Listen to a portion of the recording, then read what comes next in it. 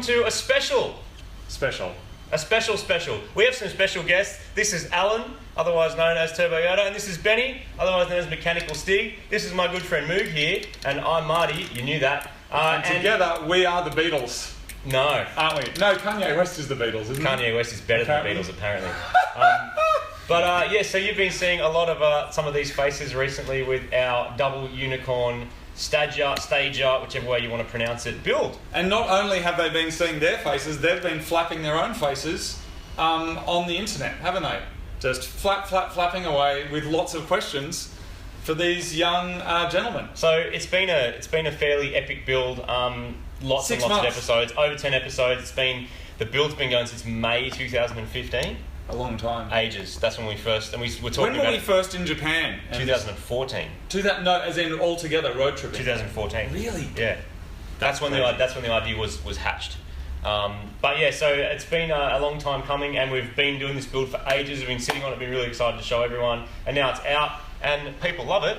Yeah. But there's lots of questions, as there always is. But seeing as we have our two friends here, we thought we might hit them up with some of the most common questions that have been asked on the internets. All right, I'm starting with you, Benny. You look so pumped to be here. I love it. It's awesome. I think the reason he's actually so pumped is he's looking at our two new project cars that are here, and it's just the vomit is real. Yeah. Benny, why double unicorn? Everybody wants to know. I thought it was clear in the graphics and the shots and the car, but it obviously wasn't. Yeah. Why? So the Stagea badge is actually two unicorns like back to back. Yeah. And that's what sort of forms the S. Yeah. But I guess if you're not really looking at the graphic, you don't pick that up.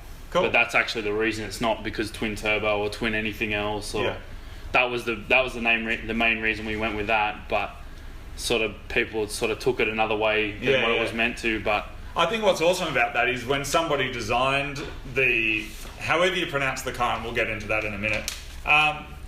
Somebody went, we need a logo for this car, and some dude went down and he put his little light board on and did whatever and drew a unicorn and took it back up, and they're like, two unicorns. Give us another one. And he's like, and he went back down, two unicorns, and he's like, no, I want them docking. And they're like, that's it? Genius. Yeah, genius. Send it out. All right, Mum, next question is for you. Why was it on MTM-TV2 when it should have been on the main channel? There's a couple of reasons.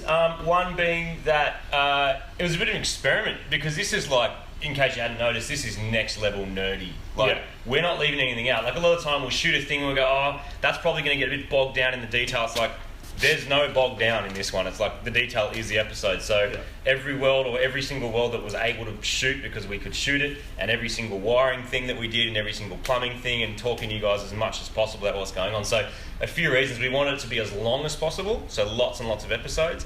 And we wanted people to be able to kind of come on a bit of a nerdy journey and have the episodes have their own space to sort of live on, and that's where you go and see Double Unicorn. Yeah, I think as well that when people look at the Mighty Car Mods channel, there's a certain expectation of what they want to see there. It doesn't mean that's what we're going to do, because we're always doing strange things. But I think it's like, this is the kind of the first time as a departure. It's like, we're not actually in it. It's just the dudes. And so we think that was a better place for it to live as well, because it's a wild card, you know. But it was awesome. I loved it, by the way. It was awesome. Martin, here's one for you to ask the Yoda-ness. Yoda-ness, this is a big one. And when you came up with this idea, I was like, really? You can do that? Because I hadn't seen it before either. But when we had the wastegate, some people thought it was a blow-off valve, but it's actually the wastegate. So the big black thing, the GFB EX50, big wastegate. On Supergrams, we put it kind of down, like underneath the car, which is the only place we had to put it. Yep. We put it on the housing, the exhaust housing. That's why right. would you do it that way? What was the reasoning? So there's a couple of reasons why you might do that. It's one of the reasons is it's the first available point where both sides of the engine are together, that you can actually take the wastegate off. So it needs to have full exhaust flow at that point. Yep. Otherwise, you might only be controlling the exhaust flow on one bank of the engine. So we're really tight for space. So it was actually a good point to take that. The second reason for it is it's really good for boost control. So it's right at the point where the turbine nozzle is, and that's the ideal spot to to divert the gas around the turbine so you get the correct turbine speed, which then relates to your boost pressure. Alan, everybody. And while we're talking about like exhaust parts, because that was a big part of the build. Like that took up a couple of episodes, I think, of figuring out where it's gone, because there's no kit you can buy off eBay. There's no thin wall stainless headers you can just go and put on the side and go, there's my thing. So we had to build it from scratch, much like we did the MX-5 and Super Grands, although that was a bit different kind of style of thing. So with this, we used log manifolds, same what we did with the MX-5. What was your reasoning behind using log manifolds, and is there any benefit to it? So we use thick wall material, which is an insulator. So the turbine is virtually run off of heat energy as well as flow. So you need to keep the heat in the exhaust to get it into the turbine, because that's where the power for the turbine to spin the compressor comes from. So thick wall insulates. Simplistic. You need it to be simple, because the more you can't tune the exhaust when there's a turbine there, because it negates any tuning that you might get from a set of extractors in a NA form. So there's no point in doing that. So we want to just keep it really simple, really direct, and straight into the turbo, because that's the important part. And it fits. And right. There's also no room. Yeah. None. We saw with the engine, we see that shot where the engine drops in, and you can see just how little room there is around all of it. So. It's a lot bigger than it seems when you drop it in the engine bay. You're like, wow, this is huge. Yeah. Awesome. Benny, double unicorn, why not double turbo? The same reason as Al was saying. There's the reason we didn't go twin turbo is there's just so much position constraints within that bay, where the turbo ended up living was where the factory airbox was. If we actually wanted to put two turbos in the bay, we would have had to relocate the battery into the boot, and obviously being a wagon, it's not really safe or practical. Right. The other reason we didn't go with twin turbo is just the plumbing of it. Like there's literally would have been twice as much intercooler piping, twice as much oil, twice as much water. It's just complicated. Yeah, and the other thing with twin turbo that people don't always seem to understand is you may have two turbos, but you're also splitting the exhaust gases. Yeah. So, but, you're displacing turbos. the same amount of air, though. Exactly. Right? Yeah. And I think some people have this idea that twin turbos means twice as much turbo, which means twice as much something, but it's not. No, not at all. No. As GTRs have been proven. Yeah, so I saw one guy actually wrote, why didn't you use two TDO4s? So the combined airflow of the two TDO4s would actually be a lot less than the Why would you do that? Oh, you would? I'm not sure. I'm not sure why you would, but the air that would be flowed was twice, not as much as the Garrett we end up using. So, yeah, right. Yeah. So basically, one crossover pipe is the sort of allows you to run one turbo instead of having to have all this extra stuff for two turbos and then more mechanical stuff to have to spin up too, right? Exactly, yeah. Okay. That kind of makes sense. Can we have a quick chat about Stagea, whatever? Stagea. There is that video on MCM TV2, which is the Japanese pronunciation of names, of car names. But can we talk quickly about the name? Because we all say Stagea because it's Straya, but that's not actually the intended pronunciation, is it? That's kind of the adopted pronunciation. I'm not really sure, to be honest. I'm not Japanese, so I didn't design the name. Really? I tried to actually research. I tried to research on the net, a pronunciation, or maybe I thought there was a different meaning behind the word. So I went through Wikipedia because it's a very credible source apparently. But I couldn't actually find anything on the net. There's no how to say it video on YouTube. So we just sort of maybe we'll fix freestyle that. it. We should do that. Yeah, it's a tricky one though, isn't it? Because it's been pronounced many different ways though. It's been pronounced lots of different ways, and it's the car. I think Alan, you were saying it's not sold outside Japan. It was for Japan, and so people in Japan are driving around looking at people that have English words or English alphabet or whatever is written. But they don't call it a Stagea. Well, they'd pronounce it however their accent would allow them to pronounce it too. So it's kind of tricky to say it's specifically way, but I'm sure they had a way. I'm sure people will tell us. We should try and find out.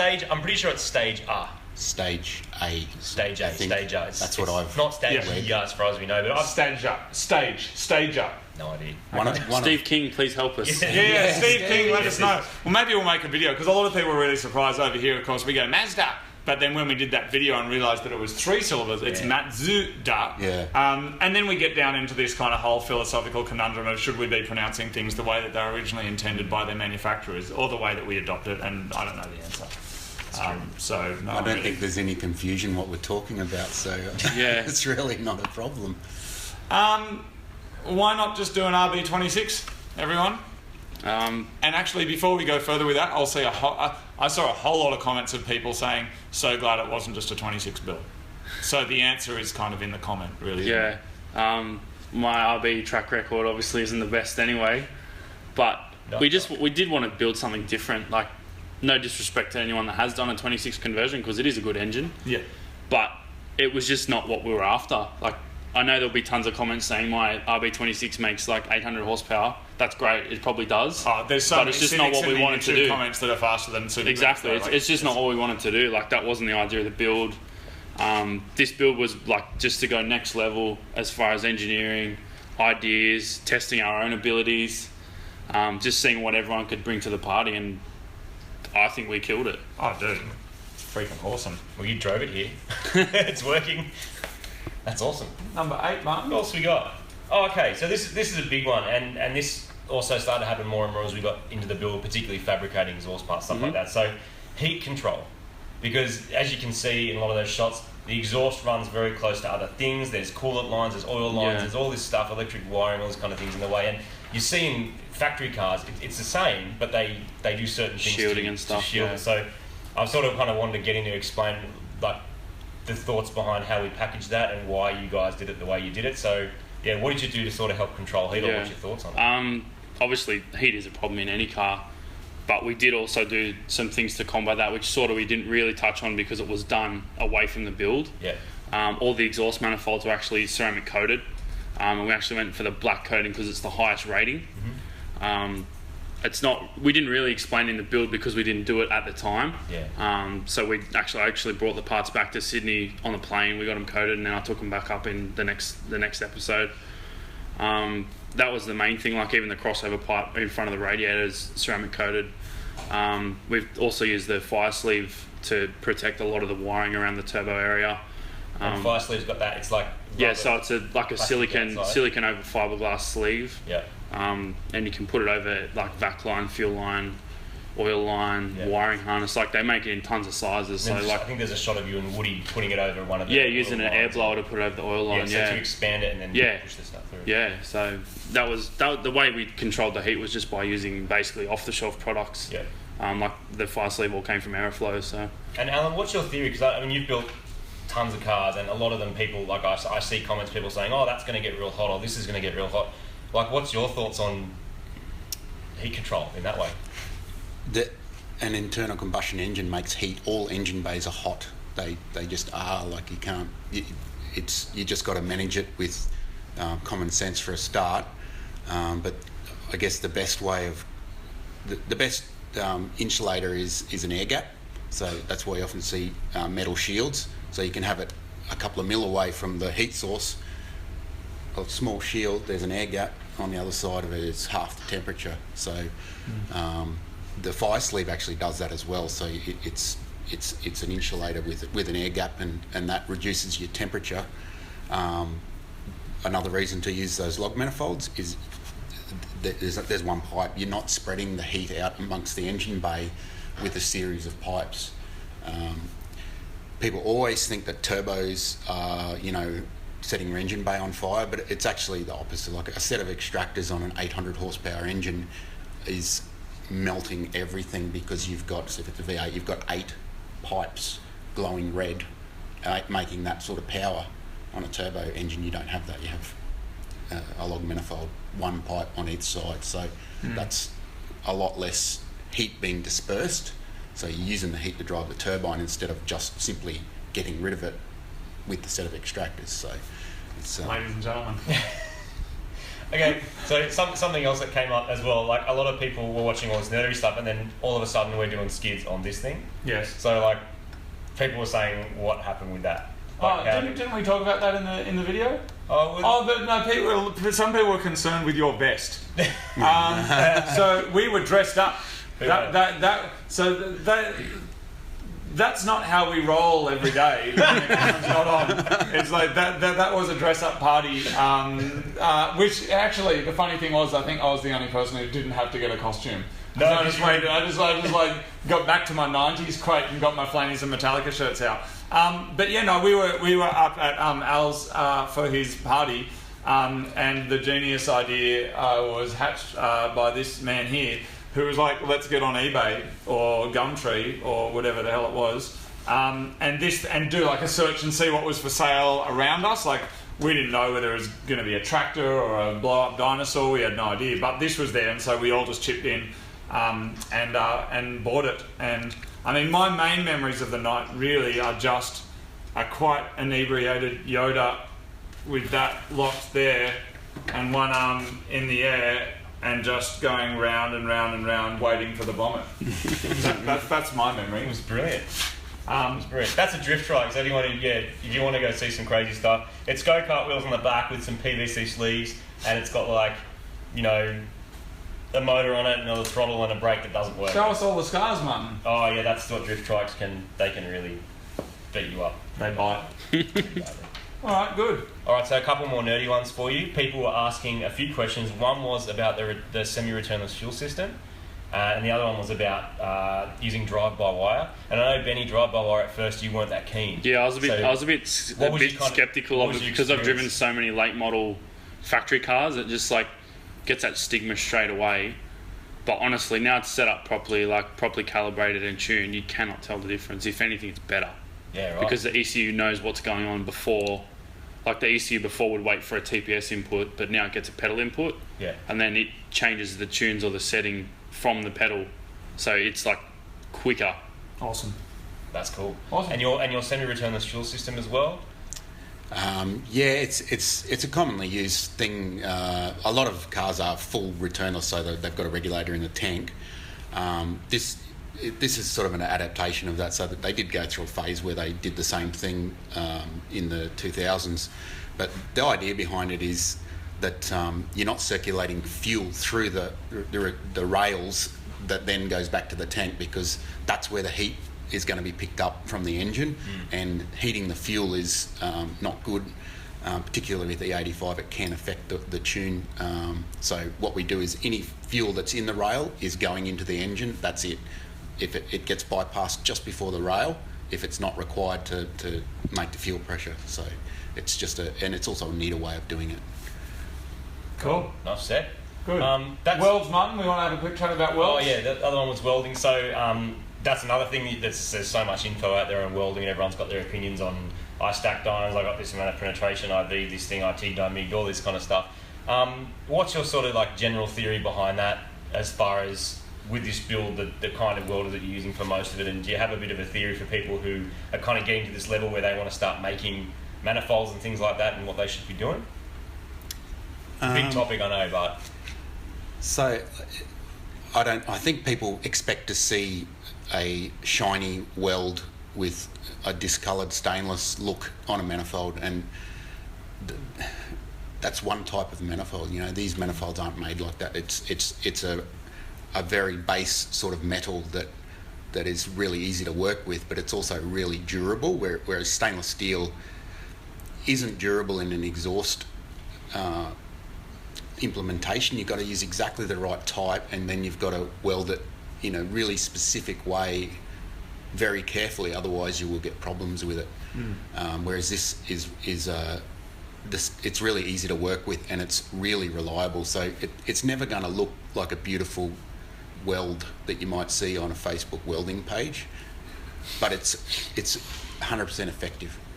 I think as well, you know, it's the people who understand that, who see what you do, know that it's really good. It's like anything, you know, it's kind of when people have only ever seen something in a game or in a whatever, then when they see how things are done, the fantasy and the reality are often, there's like a chasm between the two of them. And so obviously, you know, I had to look through the comments every now and then, and I only saw one that was just like, oh, the welds are terrible and Mighty Mods always do strange things. And it's like only one of those comments was accurate. And, but it's funny, out of however many views it's had, like no one else was like the welds aren't, because everyone can see, everybody knows, you know. But I think that's, you know, it's no fault of their own. It's just that they don't have experience. It's the same thing that, you know, every time we do a video where we're putting something on the dyno, everybody tells us that we're wrecking the engine because there's no airflow. Every single time. Every time. And so we can even, in some of the videos, we say, this box has a fan in it and it's pushing air in the car, but it's not at 120 kilometres an hour speed, which is what we have in whatever country we have in whatever. It's like, it doesn't make sense to them because they just haven't experienced it. You could drive a truck down the road with a dyno on the back of it, but then have the truck pushing the trailer so that you're getting airflow, and then you've got a dyno. There's something in that, eh? Yep, mate. Don't you reckon? Because that would solve that problem. Like the internet comment section just solved the problem of incorrect air. I just thought of it. Can you explain to us again? So, sorry, did you guys get a semi-trailer, right, on a trailer, and you put the dyno on the flatbed, right, and instead of having a fan, and then the truck pushes the trailer down the road at 100, and meanwhile you're spinning the car on dyno. What about if you put a plane on a conveyor belt and then tried to take off? Would it?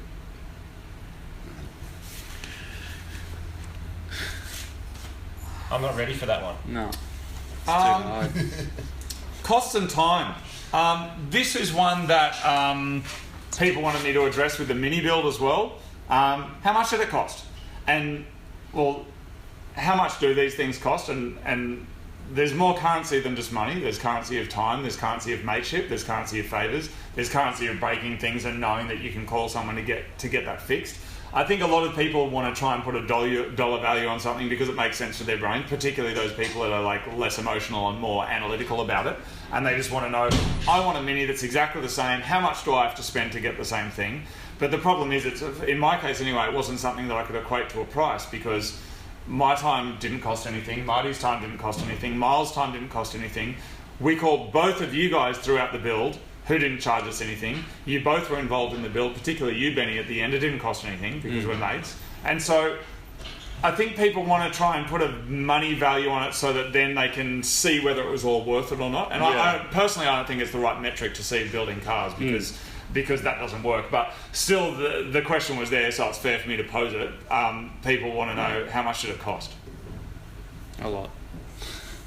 No, but so a lot as you say though, like we spent I added 14 days at ours, I think, from memory. Added it up, it's more than 14. Yeah, how many days was it? It was something like 33. Yeah, right. Yeah, so it's like a month. I think we might have forgotten a couple of trips. Yeah, maybe. But that's not like 1 month. That's as in 3 days here, a week later, 3 days, a week later, 2 days. Like this. Yeah, is like the build spanned over 8 months. Yeah. So like that 33 days is obviously broken up over 8 months, and that's on weekends. So on weekends, So we literally had no life. Like we'd all done 4 or 5 days at work, and then gone right Friday night or Thursday night, get on the plane, fly up, crash that night, get up early, and then leave on like Sunday night on the last flight out of ours. So I think a better question would probably be, even though it's harder to equate, is how many hours are involved in doing it, and then people can put whatever value they want on that. They want, because the Mini was hundreds of hours. Like it'd have to be. Like realistic man hours, like obviously multiply that day by the amount of people there. So there would be like that's 40 or 50 hours 400 or 500 hours, like easily. Yeah. Like obviously some people didn't spend the whole build time, and then some I think people the Mini were like we worked flat out was for a around day. 200 and something. So it makes sense that was triple. Yeah, exactly. So like if you had to put a number on that, you'd say like 500 or 600 hours probably in the build. So if somebody said, cool, you've got 5 mechanics a day. How much is a mechanic a day in Australia, approximately? Between 77 to 150 bucks an hour. Cool, let's call it 100 bucks an hour. So each mechanic's 800 bucks a day, and you've got 5 of them, so it's $4,000 a day. By 33 already, what's that? 120 grand.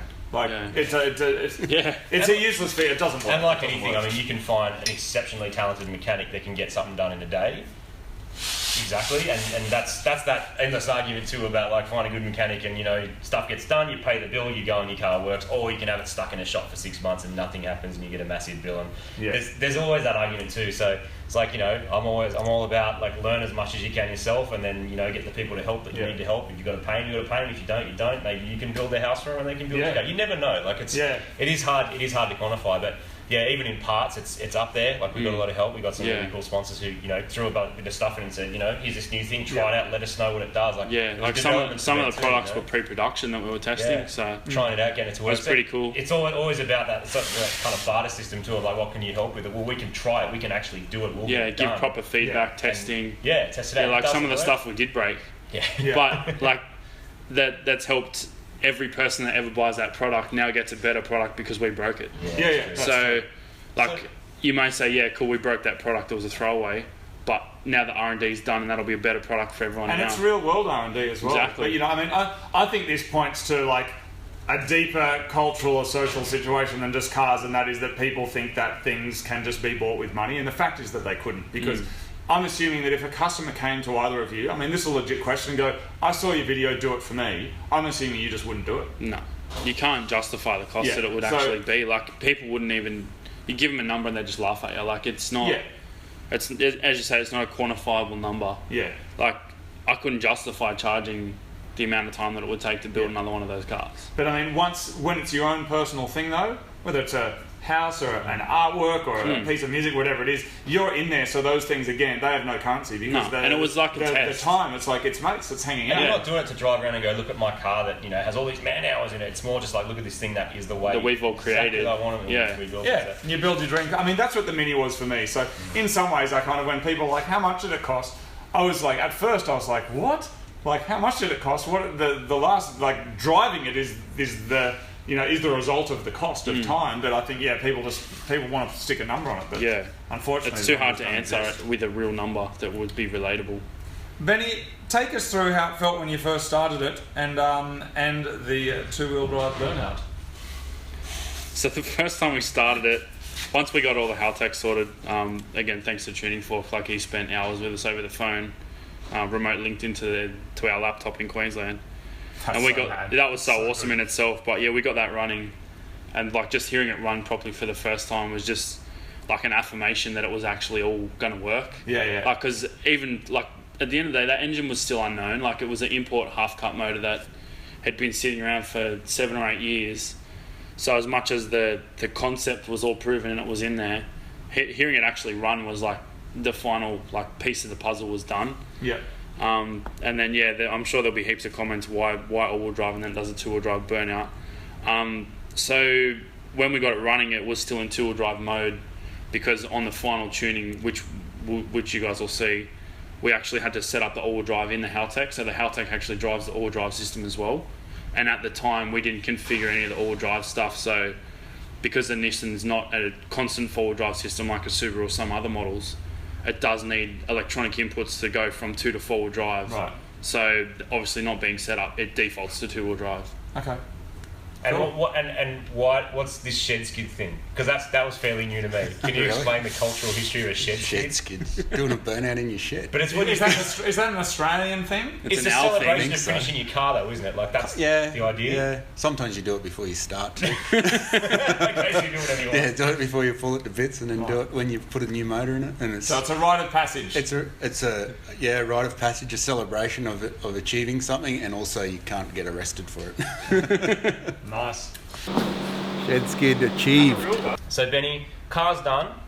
How did it feel? Particularly, I know the dyno can be a bit nerve-wracking. How did it feel when it was sitting on the dyno and then Tuning Fork's playing around with it and all that's happening, and it kind of spun up the power? When we were like sort of setting it up on the dyno, obviously you have to actually make it knock to configure the knock sensors and things like that. So that was the first thing. Is like, is it going to survive the knock test? And obviously Scott was real gentle with it anyway, but like we were making sure that it would all work. And then the first power pull we did on 98 even, and we were just really surprised with how well it had actually responded to the setup.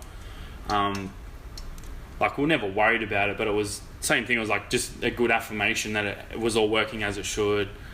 And then we started playing around with E85, and once we got on E85, like it just started pulling like a train.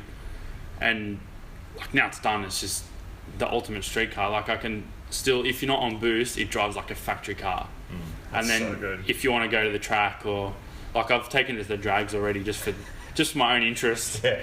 And like even just to be able to do that and then drive it 400 Ks straight away. Like you can literally do the drags on the 85, pull out to the next servo, put 98 in it, drive 400 Ks, put whatever fuel you want. Like it's just so adaptable. Like it is the ultimate. And I think that's what you need these days with cars. Like there seemed to be a time, particularly like in the 90s or whatever, where there's just like a purpose-built car. It's like, this is just spec, this is just this.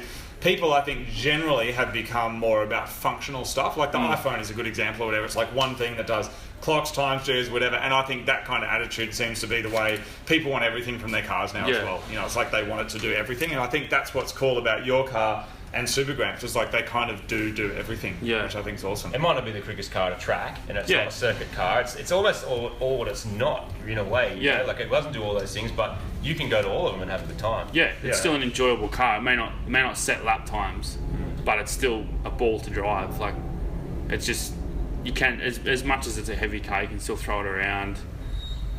It's proven itself at the drags. Like, it's a fun car all around. Well done, everyone. I've saved my last 2 questions till the end. All right. So maybe I can just throw these out to you and then we can move on. Sitting in front of us here are 2 incredible vehicles. These are the Mighty Car Mods project cars. Over here we have Marty's example, and over here we have mine. I just wanted to first maybe get your thoughts on what you're seeing over here without going into brands and details, and then maybe the same over here, please. This looks like something I would have looked at in a magazine in about year 8 at high school. Okay. Like, to the T. Like, even the wheels would have been in the ads. The body kit would have been in the ads. Like, it is literally like the quintessential early 2000s You like PK it? car. I didn't say that. Okay. That's what I would. That's like 15-year-old me would have loved that. Okay. This is probably like 85-year-old me would like that. That's awesome, man. So like Sum it it's up. and the Stagea's in the middle. Okay. So like, I don't think I'd ever own that, but I like where it's going. Okay, and good. That is like 17-year-old, 15-year-old me would have loved that. Okay. It's already too. Mr. Yoda. Come on, man. I like it that it's turboed. Yep. And someone's done it aftermarket too. It's not just lazy factory turbo. Yeah. That's all. And I like it that this one's turbo as well. And that's all. All right. Good. And here's the last question then. The big one, and the one that everybody wants to know. Would you guys consider, and this is you guys, all 4 of us, doing a mechanics versus backyarders build off, same budget, same tyre frame, no special tools, mechanics versus hacks? Done. He's in. You in? Yeah, for sure. You're in? God. Oh, There it is, everyone. We're going to get chopped so hard. You've heard it here first. Oh my No, God. we're not, man. All We'll be right. Are we right? We can't use either of these though. Oh. But all right, there it is, everybody. A massive thank you, of course, to Al, Turbo Yoda, Benny here, Mechanical Stig. All jokes and everything aside, we're very, very lucky to know these gentlemen. They're extremely well regarded in their industries. They're good mates. They're always there to help us out. And for someone like us, I speak for me, someone who needs a lot of help getting my head around like some of the intense stuff that like you guys are doing. Like, it's really awesome to know you, and thanks for your help. So, thank you, boys. Benny. Thanks, man. And thank you, Martin, just for being all right. Thanks, man. Bye, everyone. You guys want some tofu? Yeah. No. I want a Legit? ginger beer. No. Ginger beer? Yeah. No. I don't want a ginger beer. Ginger beer, bro. That'll be good. Good on you, Gussie. Oh, my butt's so sore. Oh, that's so uncomfortable, isn't it? Leg hinges.